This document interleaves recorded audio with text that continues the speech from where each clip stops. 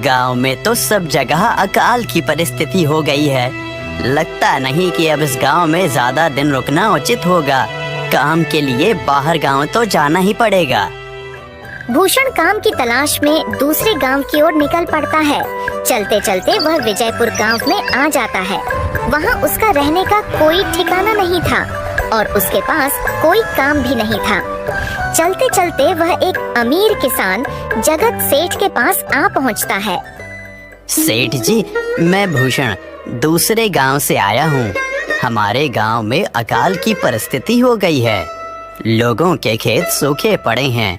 गांव में बूंद बूंद पानी के लिए लोग तरस रहे हैं।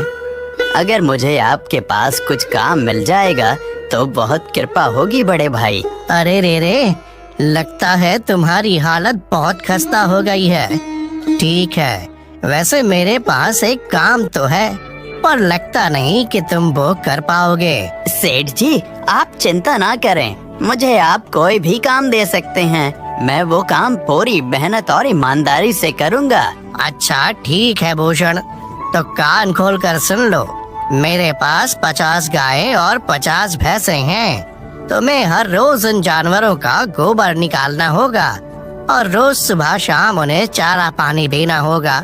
महीने के आखिर में तुम्हें इस काम के लिए 200 रुपए मिलेंगे। और हाँ, 2 वक्त का खाना भी हमारी तरफ से मुफ्त दिया जाएगा।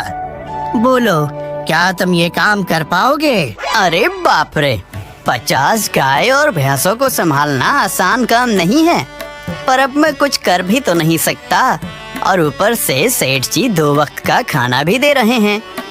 ठीक है सेठ जी, मैं ये काम कर लूँगा, पर एक विनती है। हाँ बोलो भूषण, क्या बात है? सेठ जी, अगर आपको समस्या ना हो तो क्या मैं आपके गायों के साथ गौशाला में रह सकता हूँ? सेठ जी, मैं इस गांव में नया हूँ, मेरा रहने का कोई ठिकाना नहीं है। जग्गा सेठ थोड़ी देर तक सोचता है और भूषण को ऊपर से नीचे तक देखने के बाद उससे कहता है, ठीक है भूषण, तुम गौशाला में रह सकते हो। जी धन्यवाद सेठ जी। तब से भूषण गौशाला में रहकर अपना काम करने लगता है। वह रोज जल्दी उठकर गाय और भैंसों का गोबर निकालता, उन्हें चारा डालता और समय पर पानी भी पिलाता था। हर रोज भूषण अपना काम ईमानदारी और पूरी मेहनत से करता था। जगत सेठ को भी भूषण का काम बहुत पसंद आने लगा, क्योंकि वह अपना काम सफाई से करता था। एक दिन जगत सेठ भूषण को बुलाकर उससे बोलता है, भूषण, मुझे तुम्हारा काम बहुत पसंद आया है। तुम गाय और भैंसों का अच्छा ख्याल रख रहे हो, इसलिए दूध की गुणवत्ता भी बढ़ गई है और गायें पहले से ज्यादा दूध भी दे रही हैं। इसलिए मैं आज से तुम्हारी तनख्वाह बढ़ाकर पूरे 400 रुपए कर रहा हूँ। आपका बहुत बहुत धन्यवाद सेठ जी। कुछ दिन ऐसे ही बीतने लगते हैं। भूषण जगत सेठ के पास बहुत मेहनत और ईमानदारी से काम करता है। धीरे धीरे भूषण के पास अच्छा खासा रुपया जमा हो जाता है, जिससे वह अपने लिए छोटा सा रहने लायक एक कुटिया बनवा लेता है। उस गौशाला में सोकर तो नाक से गोबर की गंध अभी भी नहीं जा रही। अब आखिरकार मुझे अपने घर में चैन से सोने को तो मिलेगा। तब से भूषण जगत सेठ के पास गौशाला में काम करने आता और 2 वक्त का खाना खाकर अपने घर सोने के लिए चला जाता था। कई साल ऐसे ही बीत जाते हैं। भूषण की मेहनत के कारण उसके पास अच्छा खासा रुपया जमा हो जाता है। एक दिन भूषण जगत सेठ से बोलता है, सेठ जी, आजकल गांव में चोरी की समस्या बहुत बढ़ गई है और मेरे पास कुछ रुपए भी जमा हैं जो मैंने अपने घर में रखे हुए हैं, पर मुझे उन पैसों की चोरी की चिंता हो रही है। आपको तो पता है कि मैं दिन भर आपके पास ही काम करता हूँ और सिर्फ रात में ही घर सोने जाता हूँ, इसलिए मुझे रोज उन पैसों की चोरी की चिंता सताती है। हाँ भूषण, तुम बात तो बिल्कुल सही कह रहे हो। आए दिन गांव में नए नए चोरी के किस्से सामने आ रहे हैं और दिन भर तो तुम्हारा घर खाली ही रहता है, तो चोरी होने की संभावना तो जरूर है। जगत सेठ थोड़ी देर सोचता है और फिर भूषण से कहता है, देखो भूषण, ऐसे समय में तो गांव में एक ही जगह है जहां पर तुम्हारा धन सुरक्षित रह सकता है। और वो है जमींदार का घर। क्या? जमींदार का घर? हाँ भूषण, इस गांव के जमींदार बहुत ईमानदार और दयालु हैं। ऐसा मैंने कुछ लोगों से सुना है और उनके घर पर बहुत सारे पहरेदार भी हैं, तो चोरी होने की संभावना बहुत कम है। तुम अपने पैसे उनके पास रख सकते हो। अच्छा, ऐसा है क्या सेठ जी? ठीक है, फिर आज ही मैं जमींदार जी से मिलकर बात करता हूँ और उन्हें अपनी समस्या बताता हूँ। उस दिन भूषण जमींदार जी के घर उनसे बात करने जाता है। तुम रुको, कहाँ अंदर आए जा रहे हो? वहीं रुक जाओ। जी, मुझे जमींदार जी से मिलना है। मुझे उनसे कुछ काम है। क्या काम है तुमको उनसे?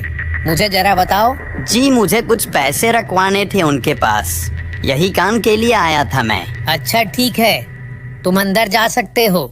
नमस्ते जमींदार जी, मैं भूषण जगत सेठ के यहाँ काम करता हूँ। कुछ साल पहले ही मैं दूसरे गांव से यहाँ आया हूँ। अच्छा भूषण, बोलो तुम्हारा क्या काम है मेरे पास? जमींदार जी, मैं सालों से जगत सेठ के पास काम कर रहा हूँ और मैंने कुछ रुपए भी जमा कर लिए हैं। पर बात यह है कि गांव में चोरी की समस्या बहुत बढ़ गई है, तो मुझे अपने रुपए घर में रखने से डर लग रहा है। अच्छा, कितने रुपए जमा किए हैं तुमने? जमींदार जी, यही कोई 5 से 6 हजार रुपए होंगे मेरे पास। वाह, ये तो बड़ी रकम है। मैंने आपकी ईमानदारी के बारे में लोगों से बहुत सुना है, इसलिए मैं अपनी रकम आपके पास कुछ वक्त के लिए रखने आया हूँ। हाँ भूषण, तुमने बिल्कुल सही सुना है। तुम्हारी रकम मेरे पास पूरी तरह से सुरक्षित रहेगी। तुम अब चिंता ही छोड़ दो, मैं सब देख लूँगा। भूषण अपने पैसों की थैली जमींदार को दे देता है। ये पूरे 5,800 रुपए हैं, आप गिनकर देख लीजिए। गिनने की क्या जरूरत है? तुम तो जगत सेठ के आदमी हो, मुझे तुम पर पूरा विश्वास है। जमींदार जी, आपका बहुत बहुत धन्यवाद। अब मुझे चोरों का कोई डर नहीं है, क्योंकि मेरे पैसे सुरक्षित हाथों में हैं। अरे भूषण, कोई बात नहीं, धन्यवाद तो मुझे बोलना चाहिए, जो तुम मेरे पास आए अपने रुपए रखने के लिए। भूषण अपने पैसे जमींदार को देकर अपने घर चला जाता है। हाँ भूषण, तुम्हारे पैसे मेरे हाथों में ही अच्छे लगते हैं। ऐसे ही भूषण ईमानदारी और मेहनत से जगत सेठ के यहाँ काम कर रहा था। देखते ही देखते 2 साल ऐसे ही बीत जाते हैं। एक दिन भूषण सोचता है, अब बहुत साल हो गए जगत सेठ के यहाँ काम करते हुए। वैसे सेठ जी तो बहुत अच्छे इंसान हैं, पर सोच रहा हूँ कि खुद की जमीन लेकर उस पर मेहनत करूँ, तभी मैं बड़ा आदमी बन सकता हूँ। अब जो मेरे पास थोड़े कुछ पैसे हैं और जो जमींदार के पास कुछ पैसे संभालने के लिए दिए हैं, वो जमा करके थोड़ी जमीन खरीद लूँगा। आज ही जमींदार से मिलने जाता हूँ और अपने रुपए मांगता हूँ। ये सोचकर भूषण जमींदार जी के घर चला जाता है।